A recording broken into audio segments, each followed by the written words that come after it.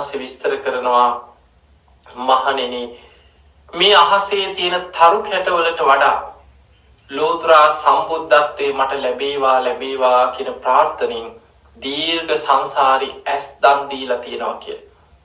උන්වහන්සේගේ දාන පාරමිතාව ඇස් දන් දෙමින් සසර බුදු බව පිණිස පාරමී පිරුවේ විදිහට. පින්වතුනි අද ඇස් දන් දෙනවා කියලා කියන්නේ ඇහි සීවිය කෙනෙක් මැරුණට පස්සේ ඇහි කාචයක් ගන්න. අද බොහෝ වෙලාවට මේ යක්ෂි දාන ඇස් දන් දෙන ඒවා කෙනෙක් මැරුණට පස්සේ තමයි ඒ ඇහි පැය කීපයක් ඇතුළත කෙනෙක් මිය ගියාට පස්සේ ඇහි තියෙන ඒ සීවිය ඒ කාච ගන්න. නමුත් ඒ කාලේ බෝසතාණන් වහන්සේ මේ ජාතක පොත්වල සඳහන් වෙනවා ලේ පෙර ඇස් උගුල්ලලා දන් දීලා තියෙනවා. සමහර වෙලාවට ඇහැ ගලවලා උගුල්ලා දන් දෙනවා. එතකොට මේ විදිහට තමයි සසරේ පාරමී පිරුවේ වේදනාව දරාගෙන ඇස් ගලවලා දන් දෙනකොටත් මේ පිනෙන් මට මතු ලෝතර බුද්ධත්වයේ ලැබේවා කියන ප්‍රාර්ථනෙන් දාන පාරමිතා පුරපු කෙනෙක්.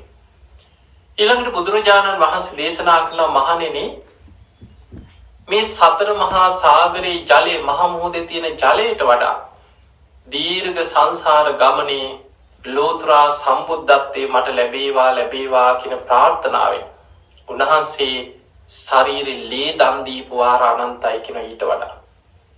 දැන් ඔබ හිතන්න ජීවිතේ සමහර අය එක වතාවක් දෙවතාවක් කීප වතාවක් 20-30 වතාව ලේ දන් දීපු අයත් ඉන්නව නැත්තේ නෑ.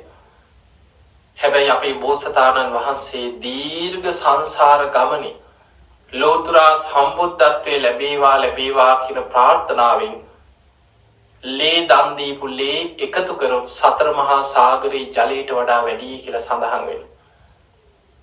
ඊළඟට උන්වහන්සේ රාජ්‍ය අතහැරියා. හිස දන් දීපු ආරගෙන ජීවිත පූජා කරා. පරමත්ත පාරමිතාව ලෝතර සම්බුද්ධත්වයේ පිණිස ජීවිතේ පූජා කරා. විසන්තරාත්මය ඔබ හිතන්න. 7 වාරයක් උන්වහන්සේ දන් දෙනකොට මහ පොළොව පවා කම්පාවට පත් වුණා. ඒ විදිහට දන් දීලා සසරේ දානාදී පින් පුරලා පාරමී සම්පූර්ණ කරගත්ත කෙනෙක්. පාරමී උපපාරමී පරමත්ත පාරමී පුරපු කෙනෙක්. එතකොට දාන සීලාදී දස කුසලයන්ගේ යෙදුණා. මේ දස කුසල් වඩා ගත්තා. සසරේ දන් දුන්නා.